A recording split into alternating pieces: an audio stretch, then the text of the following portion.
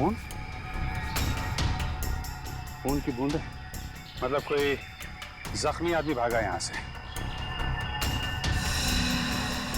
Sir लेकिन खून बहुत ज्यादा नहीं है, जो भी है उसे ज्यादा चोट नहीं आई होगी। सर ये देखिए, घसीटने के निशान हैं। मतलब उन दोस्तों के अलावा कोई और आदमी भी था जिसको उन मुजरिमों ने मारा और फिर उसे घसीटते हुए यहाँ से ले गए। सर ये रास्ता तो सीधा मेन रोड की तरफ जाता है। इसका मतलब जो भी गुनहगार था उसे जंगल और रास्ते का पूरा ज्ञान था। हाँ, तभी तो रात के अंधेरे में भी यहाँ पहुँचने में कोई गलती नहीं की उन लोगों ने। ये टायर के निशान, ये तो किसी बड़ी गाड़ी के लगते हैं।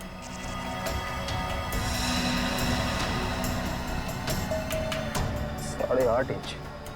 सर ये तो एस्कॉर्ट गाड़ी के टायर लगते हैं, क्योंकि इतने चौड़े टायर उसी गाड़ी में होते हैं। मतलब वो मुजरिम कार में बैठ के भागे, फिर वो बाइक वाला, वो तो कार में बैठ के आया नहीं होगा, नहीं तो हेलमेट क्यों लगाता है? एक काम करो, आगे जो टोल नाका है वहां जाके पता करो ये एस्कॉर्ट गाड़ी वहां से गुजरी है क्या। जी सर। तब तक मैं यहाँ देखता हूँ कुछ और मिलता है क्या।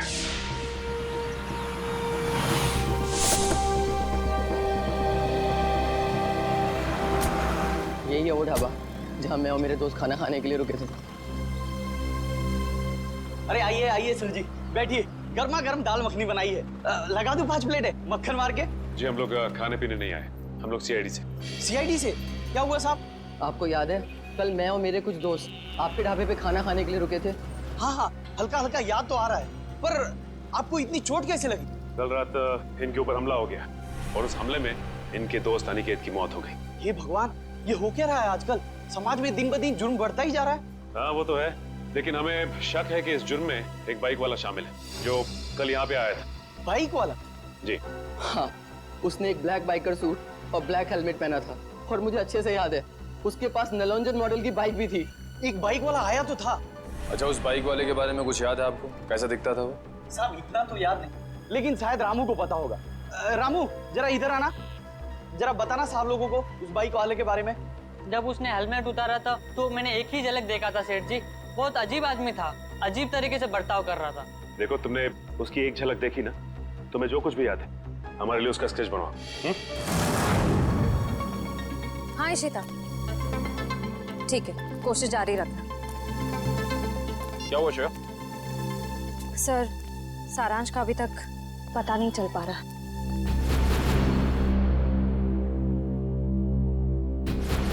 हमें सारांश जरूर मिल जाएगा। अगर वो गाड़ी इस रास्ते से गई है तो इस टोल नाके से जरूर गुजरी होगी। सही कह रहे हैं। अरे भाई साहब, यहाँ कल रात में 3 बजे के आसपास कोई एस्कॉर्ट गाड़ी निकली है यहाँ से? पता नहीं सर, मेरी तो दिन की शिफ्ट होती है, रात की शिफ्ट वाला शाम को आएगा। भाई साहब, ये जो सीसीटीवी कैमरा लगा है ये तो 24 घंटे ऑन रहता है ना? जी हाँ सर। इसकी फुटेज देख सकते हैं सर आप? हम लोग सीआईडी से। हाँ हाँ, देख सकते हैं। आइए।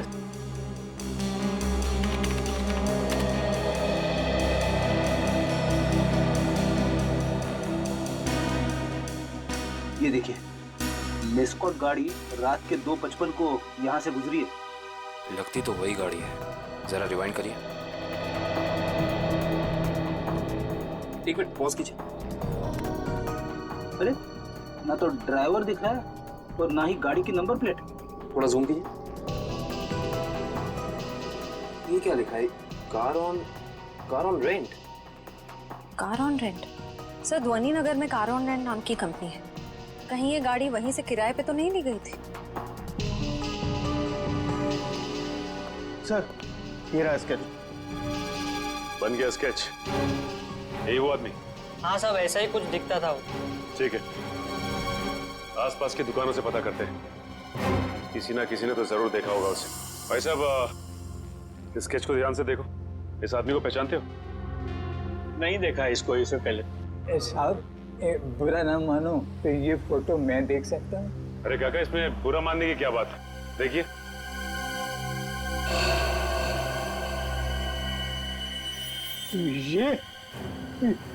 ये कैसे हो सकता है?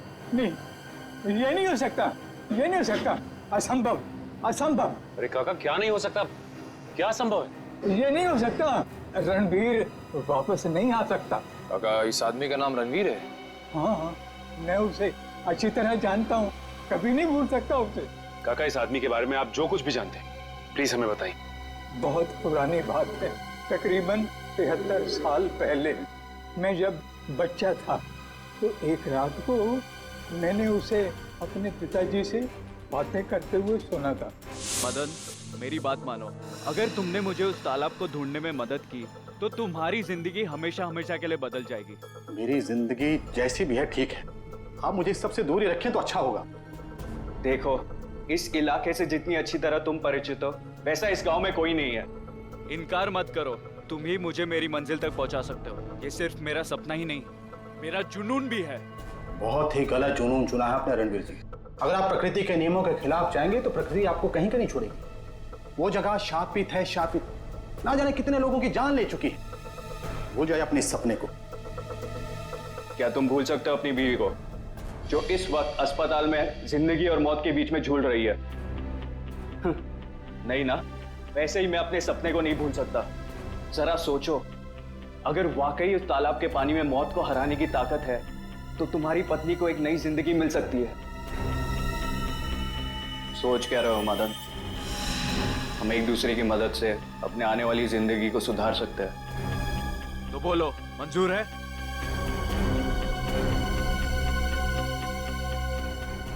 ये कैसे हो सकता है काका?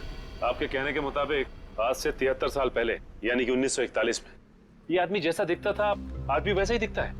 हाँ, तभी तो मैंने कहा था असंभव, ये अजूबा कैसे हो सकता है। और इसी की वजह से तो मैंने अपने पिताजी को खोया था। इसकी वजह से आपने अपने पिता को खोया? हाँ, ये मेरे पिताजी को बहकाकर एक तालाब पे लेकर गए थे। बोले उस तालाब का पानी पीने से आदमी हमेशा के लिए अमर हो जाता है और उसकी उम्र आगे बढ़ने से रुक जाती है।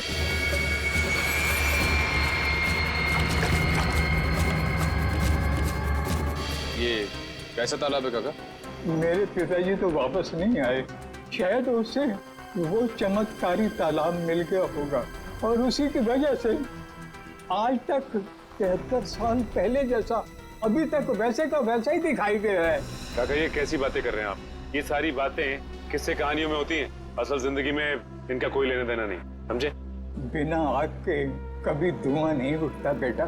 तुम भले ही ना मानो, लेकिन उस तालाब के पानी में कोई शक्ति है जो मौत को भी पराजित कर सकती है। सर पूरा जंगल छान मारा लेकिन कोई सुराग नहीं मिला। एक मिनट वो देखो, ऐसा लगता है यहाँ हाल फिलहाल में ही खुदाई हुई है। तो देखो। Yes sir.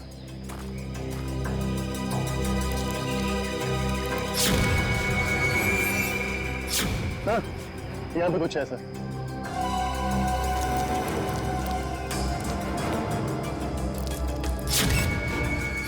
माय गॉड, ये तो सालों पुराना कंकाल लगता है।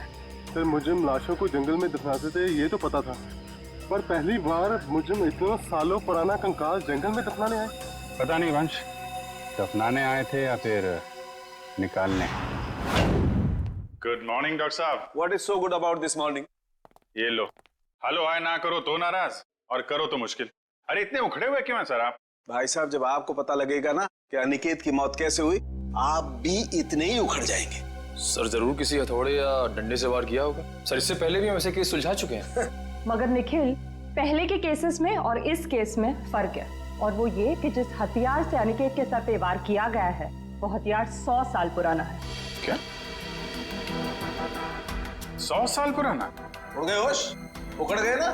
भाई साहब, अनिकेत के सर पर से मुझे लोहे और लकड़ी के छोटे छोटे टुकड़े मिले और ये टुकड़े 100 साल से भी ज्यादा पुराने हैं। लोहे और लकड़ी के टुकड़े? मतलब हथियार कोई ऐसी चीज है जिसमें लोहा भी है और लकड़ी भी? हाँ, आइए मैं दिखाती हूँ।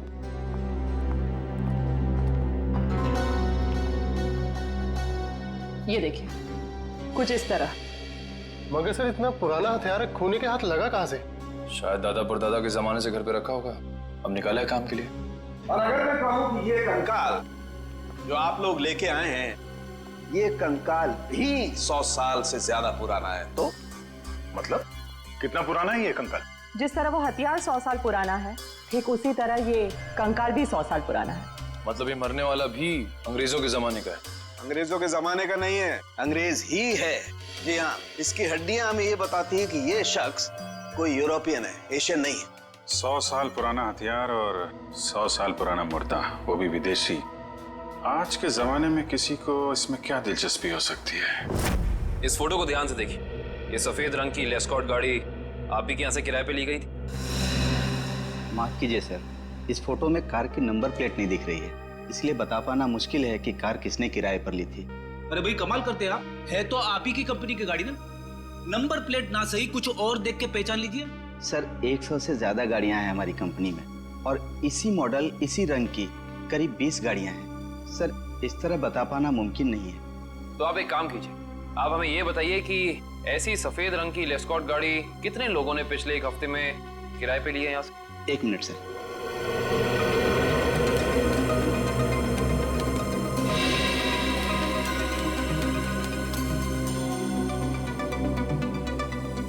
सर कुल मिलाकर 7 लोग हैं जिन्होंने पिछले हफ्ते सफेद रंग की लेस्कॉट कार किराए पर ली थी। गुड। अब हमें इन 7 की पूरी जानकारी चाहिए। ठीक है सर। देखते हैं क्या पता चलता है। 5 लोगों से पूछताछ कर चुके, बच्चे 2, इन्हीं में से कोई एक है जो इस केस की अगली कड़ी साबित होगा। हाँ लेकिन फ्रेडी जी, ये पता करने के लिए भी रिसेप्शन पे कोई होना चाहिए, यहाँ तो कोई है ही नहीं। हाँ यहाँ तो कोई दिख ही नहीं रहा है। जी नमस्ते, कहिए। हम लोग CID से।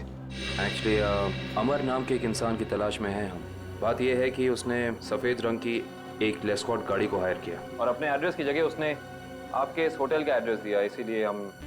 Just a minute. मिस्टर अमर, वो तो कल ही चेकआउट कर गए। अच्छा, आपने अपने रिकॉर्ड्स के लिए उसका कोई ID प्रूफ तो लिया होगा ना, लाइसेंस, पैन कार्ड वगैरह? दिखाइए जरा। मैडम लिया तो था, लेकिन आज ही सुबह हमारे कंप्यूटर का हार्ड ड्राइव क्रैश हो गया और उसी के साथ सारा डेटा चला गया, माफ कीजिएगा। अच्छा, ये अमर दिखता कैसा था, उसका हुलिया कैसा था?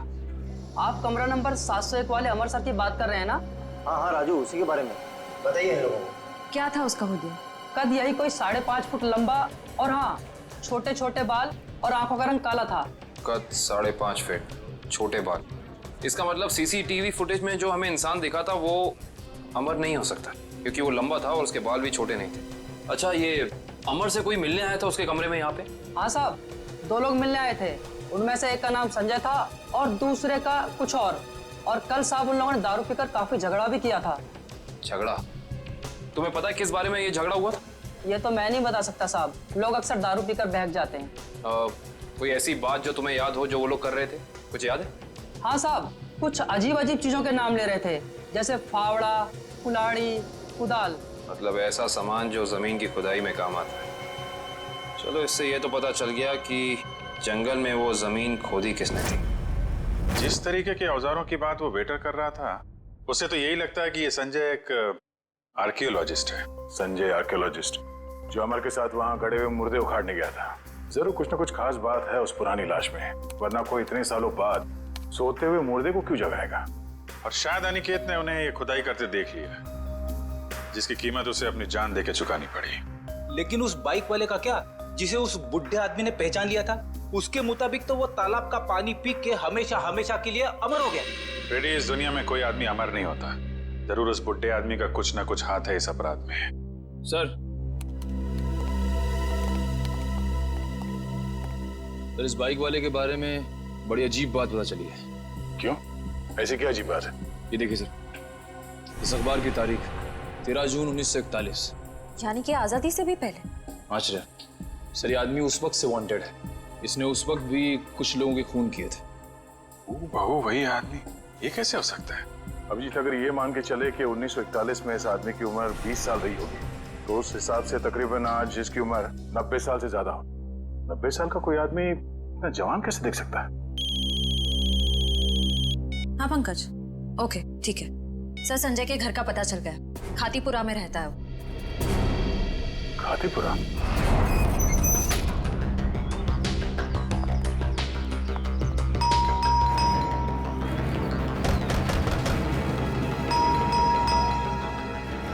शायद संजय को हमारे यहाँ आने की खबर लग गई होगी, इसीलिए भाग गया होगा। भाग कर जाएगा कहाँ?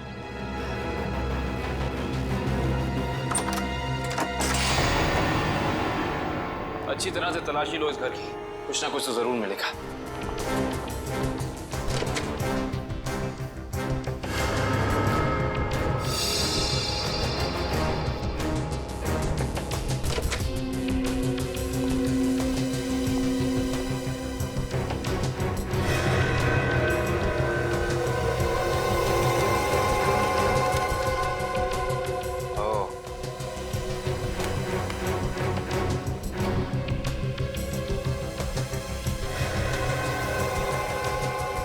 सर आश्रया, सर ये देखिए, संजय का पासपोर्ट, इस पे काफी सारे देशों के वीजाज लगे हैं। तो लगता है इस भाई साहब को सैर सपाटे का बहुत शौक था।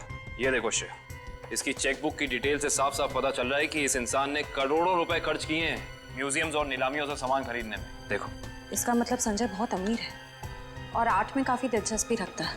अब इसे ये दिलचस्पी आर्ट में है या किसी खास चीज में, ये तो वक्त ही बताएगा। लेकिन एक बात तो तय है, ये संजय किसी की तलाश में है, कोई ऐसी चीज जो इसे दुनिया के कोने कोने में ले जा रही है, हर म्यूजियम, हर बड़ी नीलामी तक। सर, हाँ, अलमारी में से ये डायरी मिली है, छुपा के रखी हुई थी। दिखने में तो ये कोई ऐतिहासिक डायरी लगती है। कुछ तो खास बात है इस डायरी में, काफी नायाब और अलग किस्म की डायरी है ये। सर शायद संजय ने इस डायरी को किसी नीलामी में खरीदा होगा। अभी पता चल जाएगा। चलो हाथ लगाइए। ओह, तो ये उसी स्पेनिश शिप के कैप्टन की डायरी है जो अपनी हर यात्रा के बारे में अपनी डायरी में लिखा करता था। ये वही डायरी है। इसका मतलब इस डायरी में उस रहस्यमय तालाब के बारे में भी जरूर लिखा होगा। सर इसका मतलब संजय भी उस रहस्यमय तालाब को ढूंढ रहा था, इसलिए उसने ये सारा सामान खरीदा। हो सकता है श्रेया, लेकिन अगर ये वही डायरी है तो उस रहस्यमय तालाब का नक्शा, कोई मैप, कोई जरिया जरूर होना चाहिए इसमें।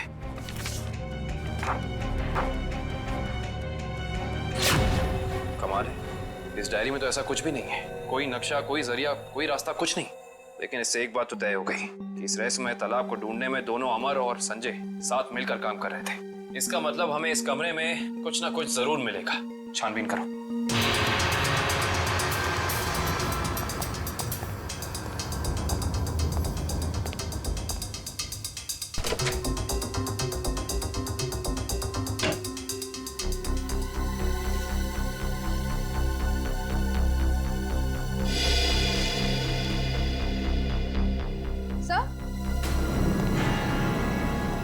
ये देखिए, क्या बता? संजय ने अपने सारे पुराने सामानों की कार्बन डेटिंग करवाई किसी डॉक्टर वीरेन से।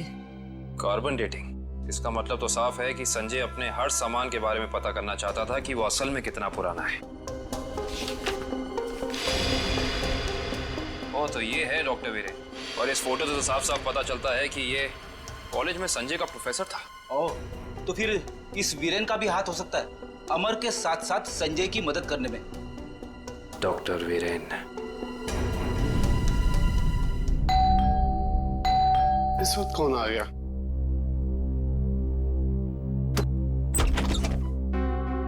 आप लोग? हम लोग सीआईडी से, डॉक्टर वीरेन से मिलना है। अभी बुला था सर। आप लोग बैंक से आए ना? नहीं साहब, ये सीआईडी से आए सर। सीआईडी? इसे पहचानते हैं आप? जी नहीं। किसने मारा इसे? हमें पता होता तो अब तक मुजरिम सलाखों के पीछे होता। देखिए, मैं इस मामले में आपकी कोई मदद नहीं कर सकता। चलिए इस मामले में ना सही, लेकिन किसी और मामले में हमारी मदद कर दीजिए। मैं कुछ समझा नहीं। मैं समझाता हूँ। आप हमें उस रहस्यमय तालाब के बारे में बताइए, जिसका पानी पीकर इंसान कभी मरता नहीं है, जवान रहता है, अमर हो जाता है। ये क्या मजाक कर रहे हैं आप? अगर ऐसा कोई तालाब होता तो दुनिया में मौत नाम की चीज ही नहीं होती। कमाल करते हैं आप भी। हमें तो लगा कि आपके स्टूडेंट संजय ने आपको सब कुछ बताया होगा, लेकिन उसने आपको तालाब के बारे में कुछ नहीं बताया लगता है। संजय? तो आप संजय को जानते हैं? सिर्फ जानते ही नहीं, उसके घर होकर आ रहे हैं, जहाँ हमें पता चला है कि वो अपनी हर पुरानी चीज की कार्बन डेटिंग डॉक्टर वीरेन से कराता है, यानी कि आप। देखिए, संजय एक आर्कोलॉजिस्ट है और ये तो उसके एक काम का हिस्सा है। हिस्सा? हिस्से से याद आया कि आपके हिस्से की कॉफी ठंडी हो रही है डॉक्टर साहब, पी लीजिए। ठंडी कॉफी पीने में कोई मजा नहीं है। वैसे ये कॉफी का दूसरा कप किसके लिए? इस घर में और भी कोई है क्या? हाँ साहब, अभी भी। तुम जाओ। ये अभी मेरा दोस्त आया था, उसी का। नहीं, आपके दोस्त का नाम संजय तो नहीं? देखिए वीरेंद्र साहब, आप शक्ल से तो निहायत ही शरीफ इंसान लगते हैं। अब इस संजय की वजह से आपको जेल में जाकर चक्की पीसनी पड़े, हम में से किसी को भी अच्छा नहीं लगेगा। मैं वाकई नहीं जानता कि संजय कुछ गैर कानूनी काम कर रहा है। लेकिन अब तो पता चल गया ना, आपकी भलाई इसी में है कि जो कुछ भी है सच सच बता दो। देखिए, संजय को कुछ पोर्तुगली एक्सप्लोरर का सामान मिला था, उसमें लैटिन भाषा में कुछ लिखा हुआ था। उसका मतलब जानने के लिए वो मेरे पास आया था। इसका मतलब वो मुर्दा उसी पुर्तगाली एक्सप्लोरर का होगा और उसी के सामान की तलाश में संजय जंगल में गया था। क्या लिखा था लैटिन भाषा में? उसमें एक गुफा का नाम लिखा था, सिनारी गुफा। शिनारी गुफा? अरे बाप रे! अरे बाप रे बाप! पूरी बॉडी बज रही है। यहाँ पे आके मैंने अपनी बहादुरी तो दिखा दी, अब बता भी देता हूँ, कुछ नहीं है यहाँ पे। चलिए वापस चलते। अरे रुकिए फ्रेडी जी, इतनी बहादुरी दिखाई है तो थोड़ी और दिखा दीजिए। सर। हाँ सर। ये देखिए, अजीब निशान बने हुए हैं। अरे यहाँ पे भी है। हर दीवार पे। कहीं ये निशान उसी पुर्तगाली एक्सप्लोरर तो नहीं बनाए? ये निशान हमें उस तालाब तक पहुंचने का रास्ता दिखा रहे हैं शायद। अंदर चल के देखते हैं।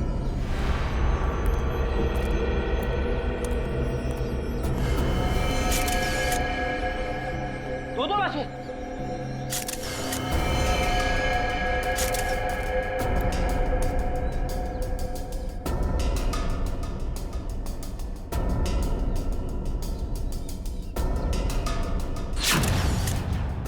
ये तो संजय। और सर, हो ना हो ये जरूर अमर की लाश है। ये देखिए, होटल के वेटर ने हमें जो हुलिया दिया था, ये हूबहू वैसा ही है। लगता है ये दोनों यहाँ पे उस तालाब की तलाश में आए थे जिंदगी को अमर बनाने, और बदले में मिली मौत। है कौन वो आदमी जो तालाब की खोज करने वाले लोगों का खून कर रहा है? जरूर कोई ऐसा है फ्रेडी जी जो नहीं चाहता कि उसके अलावा इस तालाब के बारे में किसी और को पता चले। सर, हो ना हो ये काम जरूर रणवीर का ही होगा, क्योंकि जब संजय खुदाई कर रहा था तब रणवीर भी वहां मौजूद था। सर, हाँ, यहाँ पे जूतों के निशान है। ये देखिए, अलग अलग जूतों के निशान दिख रहे हैं। कम से कम 5 लोगों के होंगे। सही कह रहे हैं आप। 2 तो अमर और संजय के होंगे, 1 रणवीर का, बाकी 2 निशान। इसका मतलब साफ है, इस गुनाह में 2 और लोग शामिल हैं, लेकिन कौन? सिंबल्स को देख के लगता है कि ये हमें उस चमत्कारी तालाब का रास्ता बता रहे हैं। न जाने कितने साल पहले बनाए गए होंगे ये निशान, तालाब की तलाश में। और इन निशानों के अंदर ही वो चाबी छुपी है जिससे हम इस केस का ताला खोल सकते हैं। अरे सर, ये तो एक टापू बन गया। और इसके बीचों बीच में है ये तालाब। मगर सर, ये टापू है कहाँ पे और हम यहाँ तक पहुंचेंगे कैसे? इसका पता चल जाएगा निखिल, अगर हम इन निशानों की भाषा समझ पाए, उनको अक्षरों में बदलेंगे तो पता चलेगा। सर, इस तरह के निशान मैंने पजल्स की किताबों में देखे हैं। अब पजल के साथ हायरोग्लाइफिक अल्फाबेट बुक भी आती है ना? हाँ सर। वंश, जल्दी से जाकर किताब लेके आओ। Okay sir.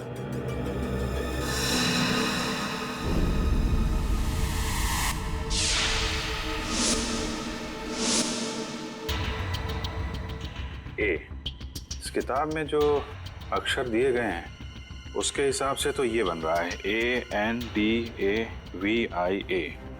अंदाविया। अंदाविया? चलो जरा इंटरनेट पे चेक करो, अंदाविया टापू जैसी कोई जगह है क्या? सर ये देखिए, ये अंदाविया नाम का टापू भारत के दक्षिणी दिशा में, यानी कि इंडियन ओशन में। मगर सर, यहाँ लिखा है कि ये टापू बिल्कुल खाली है, यहाँ कोई नहीं रहता। और इस टापू का मौसम और वातावरण रहने के अनुकूल नहीं है। अब समझ में आया कि किसी को ये चमत्कारी तालाब मिला कैसे नहीं। और इस केस का अंत इस अंदाविया टापू में ही होगा।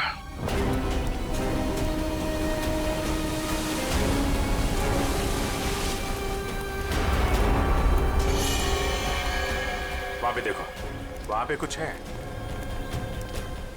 तो लगता है किसी ने आग जला के कैंप फायर किया है।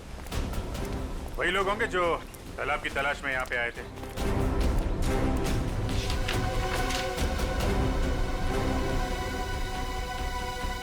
इस मैप के हिसाब से तो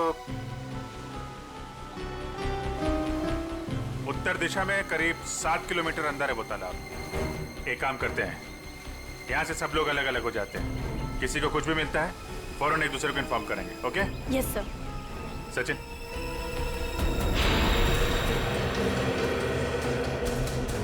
ये देखिए सर, जगह जगह पेड़ों पे कुल्हाड़ी के निशान। जो लोग तालाब की तलाश में इधर गए होंगे ना, उन लोगों ने लगाया होगा रास्ता पहचानने के लिए। ओह माय गॉड, कंकाल।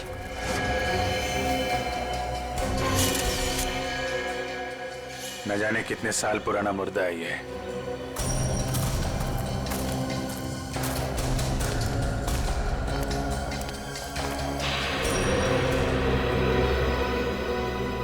धुआं अभी भी निकल रहा है।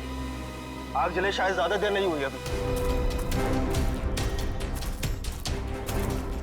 एक और कंकाल सर।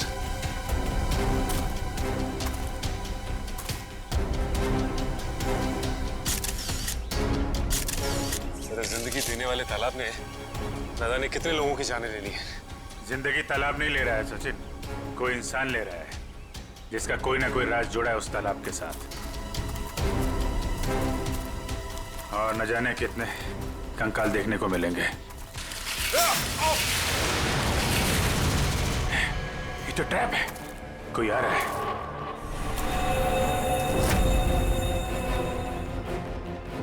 ये तो रणवीर है। रणवीर?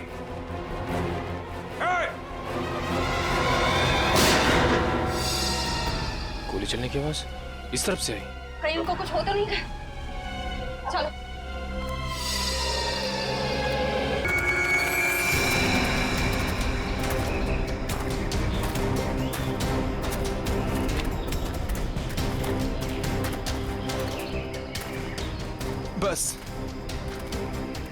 बस अब और नहीं चल सकते। 12 घंटे हो गए, भूखे पेट लगातार चलते हुए। सिर्फ 12 घंटे ही हुए ना, कोई भी आराम नहीं करेगा। सब चुपचाप चलो। नहीं साहब, अब अगर हम चाहें भी तो साहब हमारे पैर साथ नहीं देंगे। भगवान के लिए साहब थोड़ी देर आराम कर लेने दीजिए। जिस मजदूर के पैर उनका साथ नहीं देंगे, उनके पैरों को इस बंदूक की गोलियों से इनाम दूंगा। अब चलो सब। संभाल कर चाची। रिचा खुद का ख्याल रख सकती है, तुम्हें इसकी चिंता करने की जरूरत नहीं है, समझे? चलो अभी, अब चलो।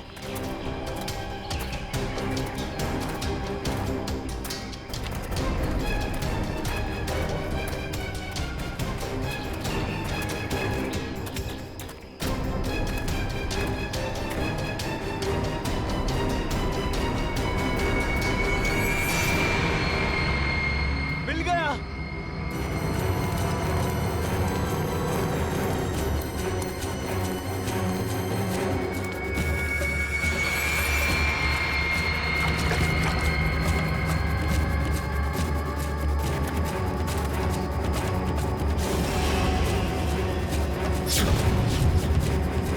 तुम सबने मेरी बहुत मदद की, अब तैयार हो जाओ अपने इनाम के लिए।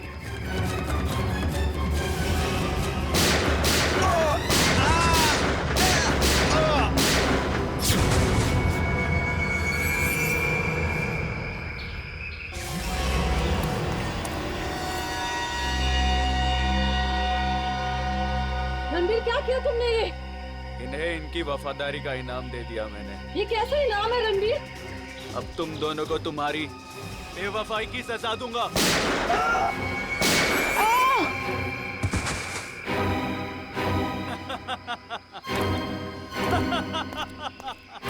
अब मैं अमर हो जाऊंगा।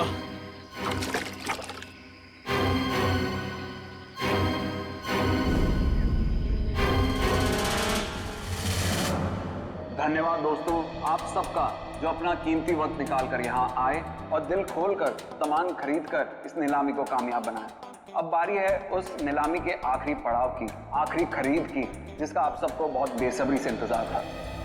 दोस्तों, सैकड़ों साल पहले स्पेनिश और पुर्तगाली लोग भारत आए थे मसालों का व्यापार करने के लिए। ये डायरी उसी वक्त उसी दौर की है और इस डायरी की खास बात यह है कि इसमें क्या लिखा है मुझे नहीं मालूम, और मुझे तो क्या किसी को भी नहीं मालूम सिवाय इसके मालिक के।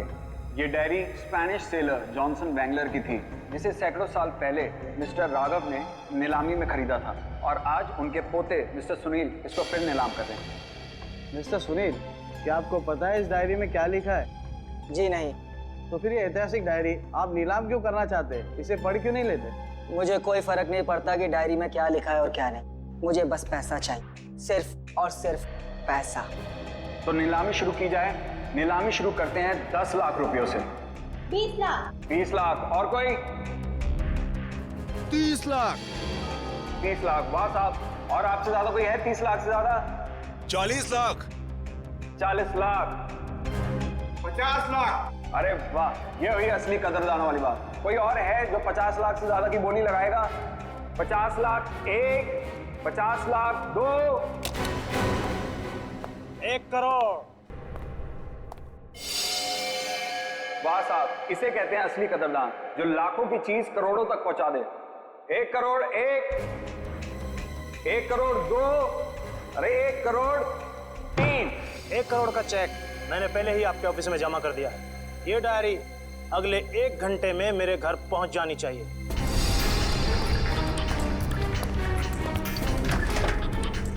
जानता नहीं तूने डायरी नहीं, अपनी मौत खरीदी है, मौत।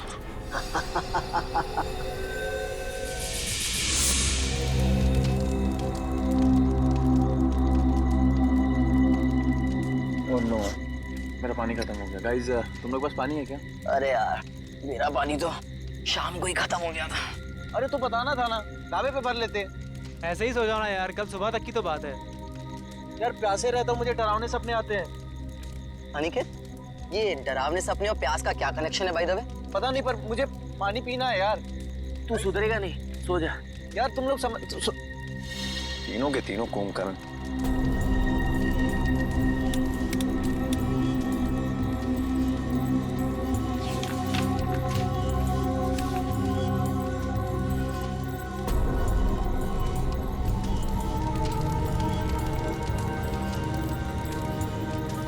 इस नक्शे के हिसाब से तालाब करीब आधे किलोमीटर दूर पे है। प्यास बुझानी है तो तालाब तक तो जाना ही पड़ेगा।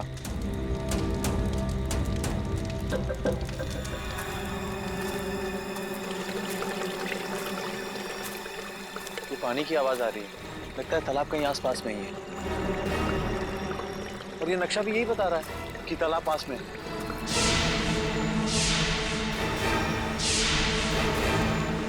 बचाओ, बचाओ! ये चीख कैसी है? अरे, ये अनिकेत कहाँ चला गया? कहीं ये उसी की चीख तो नहीं? अनिकेत! अनिकेत! अनिकेत! अनिकेत! अनिकेत!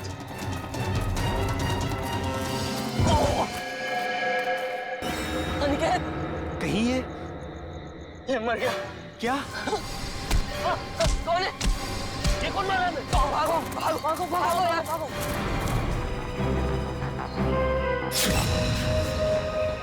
सर, तो किसी भारी चीज से वार किया गया है। कैसे हुआ ये सब?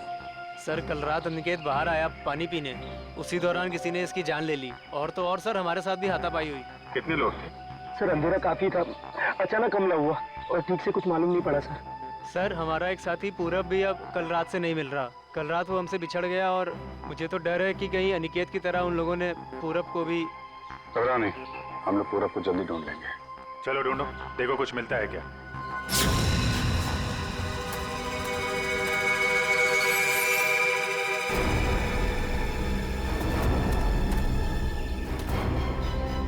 सर, सर जल्दी आइए। ठीक तो ना तुम? अरे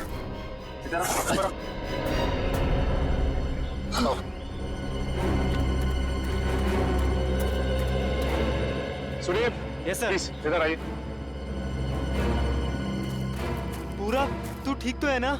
आप लोग ये बताइए कि किसी पे शक है आप लोगों को? सर शायद ये उस बाइक वाले का काम है। बाइक वाला? कौन कौन बाइक वाला? सर वही बाइक वाला जिसने कल शाम हम सबको धमकी दी थी। कल की बात याद है तुम लोगों को? ये सबसे ज्यादा पंगे करता है। ये कौन है? क्या बात है बॉस? कुछ चाहिए क्या? हाँ चाहिए, मुझे चाहिए कि तुम सब लोग सुरक्षित रहो। सुरक्षित? ये इलाका बहुत खतरनाक है, अपने अपने घर लौट जाओ, उसी में तुम सबकी भलाई है। वो हमें धमकी दे रहा है।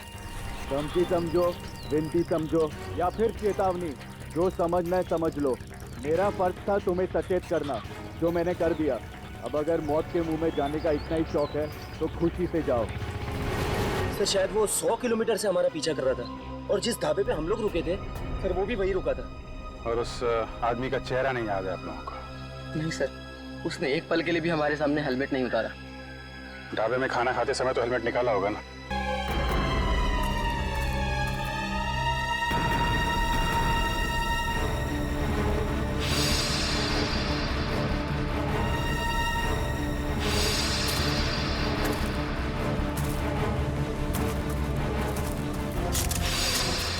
घबराइए मत, मैं आप पे गोली नहीं, मैंने इस पे चलाई थी जो आपको मारना चाहता था।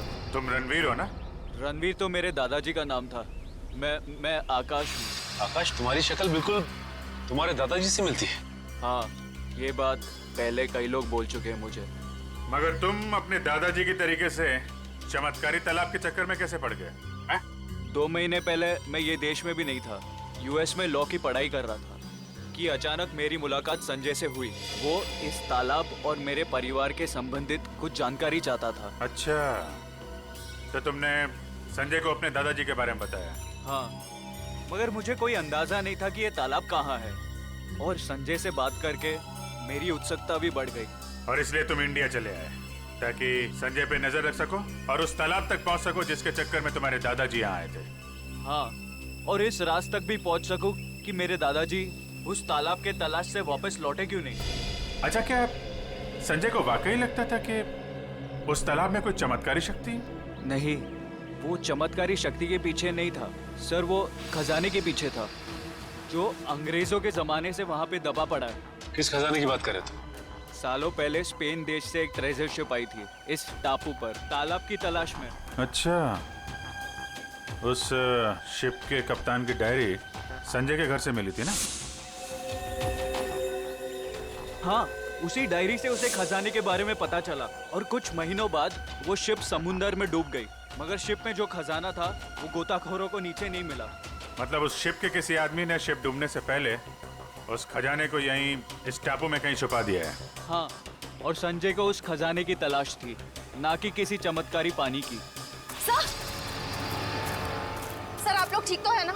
हाँ, हम लोग ठीक हैं। गोली की आवाज सुन के लगा कि कुछ खतरा है यहाँ पे। खतरा अभी टला नहीं है निखिल। कुछ लोग हैं यहाँ जो खजाने की तलाश में मरने मारने पे उतारू हो गए हैं। सर, तालाब तो मिल गया लेकिन ये तो सूखा हुआ है। लोगों को अमर बनाने वाला तालाब आज वही सूख गया है।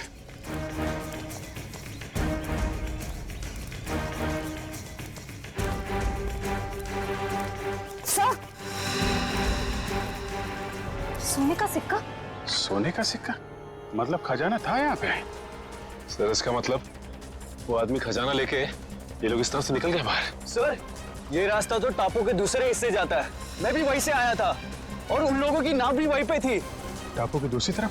हाँ, रोकना होगा उन्हें। जल्दी आओ तुम लोग, आ जाओ आ जाओ।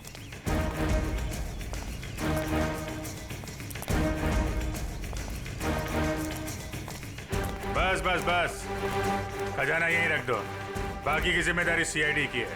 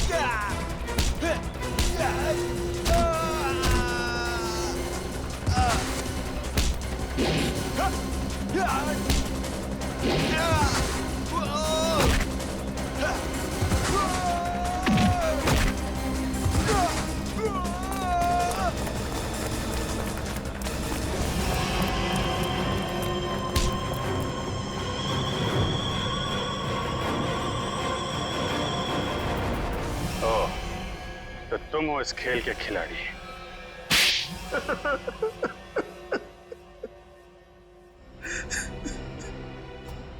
हाँ, मैंने ही मारा है अमर को, संजय को और अनिकेत को भी।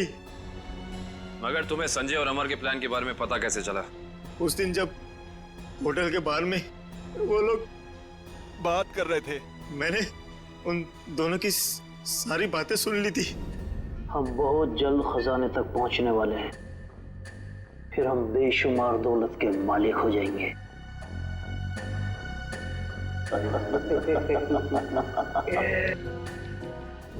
ओ, तो उन दोनों का पीछा करते करते तुम वहां जंगल तक पहुंच गए। हाँ, अमर और संजय वहां खुदाई कर रहे थे। मैं अपने आदमियों के साथ वहां पहुंच गया और अमर की खुद पिटाई की। संजय डर गया और इस बात के लिए राजी हो गया कि खजाने का पता लगाकर वो मुझे उसका 90% दे देगा। और अनिकेत ने तुम्हें ये जुर्म करते हुए देख लिया तो उसका भी खून कर दिया तुमने।